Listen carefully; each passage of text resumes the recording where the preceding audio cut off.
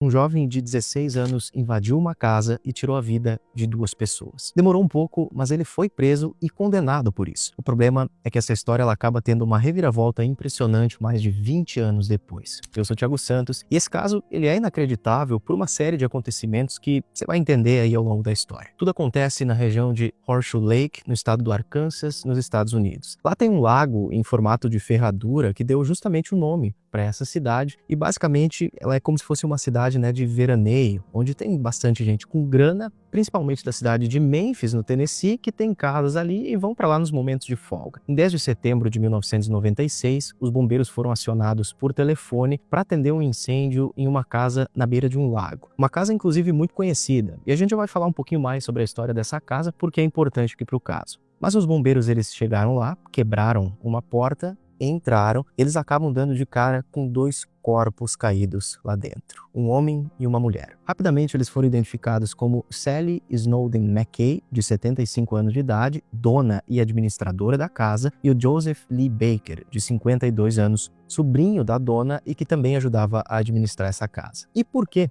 Eu falei administrar. Administrar porque em 1996, essa Snowden House, ela funcionava como uma casa de festas, vamos dizer assim. Ali eram feitos vários eventos, tanto casamentos como festas em geral, E todo mundo conhecia a casa justamente por isso. De forma bem resumida, lá no começo da cidade, integrantes dessa família Snowden, inclusive ajudaram a fundar Horseshoe Lake. Eles tinham muita grana, e foram muito importantes para essa fundação. A família, ela também tinha outras casas ali na região. A Snowden House era a Sally McKay que era responsável. Certo, voltando então para o momento que eles foram encontrados sem vida, logo a polícia isola todo esse local e começam a avisar os familiares. Teve uma das filhas da Sally, chamada Martha McKay, que foi a que mais se envolveu ali com essa história. Ela não morava em Horseshoe Lake, ela morava em São Francisco, na Califórnia. Na época ela estava na casa dos 40 anos de idade. E claro, ela logo se desloca lá para o Arkansas para entender como tudo tinha acontecido com a mãe e com esse primo dela. Quase nos mesmos momentos que os bombeiros atenderam esse chamado de incêndio, o carro da Sally, que era um Toyota Camry, também foi encontrado batido na beira de uma estrada a mais ou menos 2 quilômetros de distância da casa. Ele tinha saído da pista, batido contra uma árvore. E a marca de colisão da cabeça do condutor, ali do motorista, contra o para-brisa, também estava visível no carro. Aparentemente, algumas coisas tinham sido levadas da casa, então se começa já a trabalhar a ideia de que talvez alguém tinha invadido a casa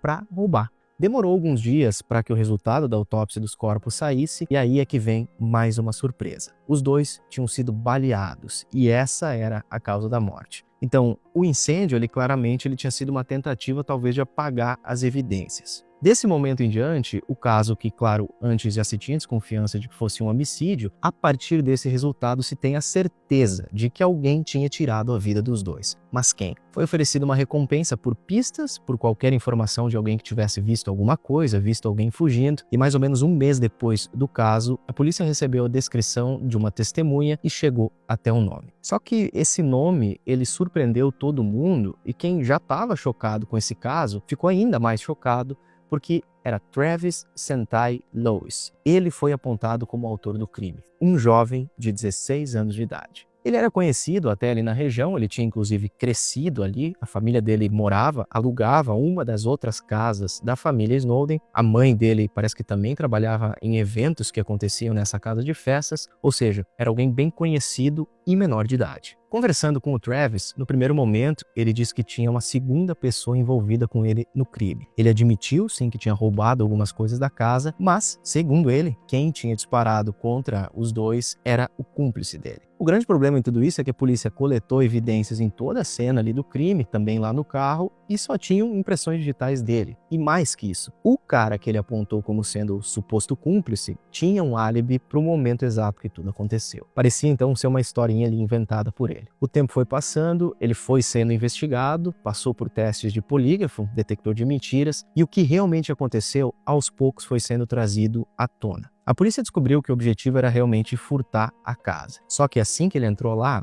ele deu de cara com os 2. No momento de desespero, ele acabou disparando neles e logo depois ele colocou fogo, como já se desconfiava, para tentar apagar as evidências. Enquanto as investigações seguiam, aquela filha da Sally, a Martha McKay, depois do falecimento da mãe, ela volta lá, ela sai de São Francisco e se muda para Horseshoe Lake. E aí ela passa a ser ela a administradora dessa casa. O Travis Lewis, por um tempo, ele continuou, afirmando que o tal do cúmplice tinha participado e disparado, só que 2 anos depois, em 1998, ele foi a julgamento e se declarou culpado. Disse que invadiu a casa para roubar e acabou tirando a vida dos dois. Essa declaração de culpa ela fez parte de um acordo com a justiça. Ele poderia ter sido condenado até a pena de morte, mas nesse acordo, se ele se declarasse então culpado, essa possibilidade seria retirada e ele só seria condenado à prisão. E ele foi condenado a 28 anos e meio de prisão, mas com possibilidade de pedir liberdade condicional. De acordo com a NBC News, ele teria que cumprir pelo menos 70% dessa pena antes de entrar com esse pedido. Bom, e é a partir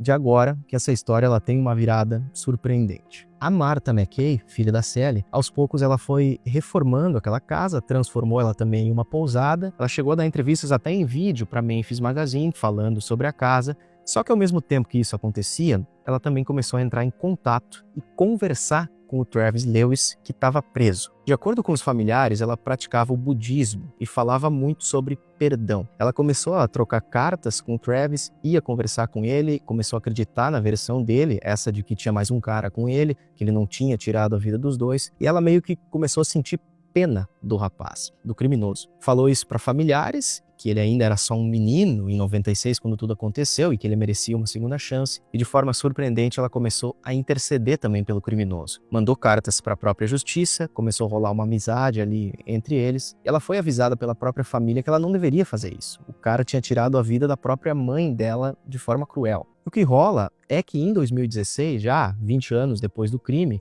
ele entra com um pedido de liberdade condicional. Ela foi para a audiência, estava lá defendendo ele, defendendo que ele fosse solto, mas a condicional naquele momento não foi concedida. Ela continuou depois disso enviando cartas para a justiça e em 2018 ele tem uma nova audiência e aí sim ele sai em liberdade condicional. A Martha, ela comemorou muito isso e é dito até que ela foi uma figura muito importante para que ele fosse solto. Entre outras coisas porque ela deu um emprego para ele na própria casa lá de eventos, na Snowden House, onde o crime aconteceu. E em 2018 ainda aconteciam alguns eventos por lá, mas a Martha ela tinha meio que transformado em uma pousada aquela mansão. Esse era o ramo de atividade naquele momento e ali é que ele trabalhava. Claro que a história ela não termina por aí. Durante mais ou menos 2 anos, tudo correu bem, foi normal, até que por volta ali do final de 2019, início de 2020, a própria mãe do Travis, que também trabalhava nessa casa, conversou com a Martha e avisou que o Travis ele estava mudando. Nas palavras da própria mãe, ele estava virando o que ele era antes. Nesse momento, ele estava ali na casa dos 40 anos de idade. A Martha não ouviu nem a própria mãe dele e muito menos os familiares dela, Em 25 de março de 2020, no início da madrugada, um alarme de segurança ali da casa foi acionado. Tinha um botão de segurança lá que, quando tocado, ele tocava direto na central de monitoramento, então rapidamente a polícia foi para casa. 2 policiais chegaram lá e quando eles estavam entrando, eles viram um cara pulando da janela do 2º piso. Ele correu em direção a um carro, tentou fugir com ele, mas esse carro acabou atolando, e aí ele desceu do carro, saiu correndo a pé e se jogou no lago que ficava ali perto de casa. No relato dos policiais, ele até foi nadando um pouco, mas acabou cansando e simplesmente ele sumiu na água. Voltando para dentro da casa, no topo da escada principal da residência, foi encontrado o corpo da Martha McKay. Ela tinha vários sinais de golpes com algum objeto, provavelmente uma faca. Ela já estava sem vida, enrolada em alguns cobertores. Pouco mais para o lado ali tinha um saco com algumas coisas de valor, joias, que provavelmente o criminoso tentou levar. E também encontraram então uma faca que mais tarde foi confirmada como sendo a usada no crime. Toda a polícia é acionada, essa casa é isolada, as buscas lá no lago também começam e com um sonar eles encontraram o corpo do criminoso lá no fundo do lago. Mergulhadores retiram ele da água e rapidamente ele foi identificado como sendo o Travis Lewis, que 24 anos depois tinha cometido outro crime no mesmo lugar. Na autópsia dele foram encontrados vários traços de substâncias ilícitas que ele tinha ingerido poucas horas antes. Se descobre também que ele tinha sido demitido pela Martha alguns dias antes, no início de março. Ele não trabalhava mais lá na casa. Ela tinha vendido um lustre, um candelabro ali dessa casa por $10 mil e essa grana ela tinha sumido. E ele era o único que tinha acesso àquela casa naquele momento que a grana sumiu, então ela acreditava que ele tinha levado esse dinheiro e isso foi o estopim, para ela demitir o cara. 24 anos depois, a Martha perdeu a vida nas mãos do mesmo cara que já tinha tirado a vida da mãe dela e do primo.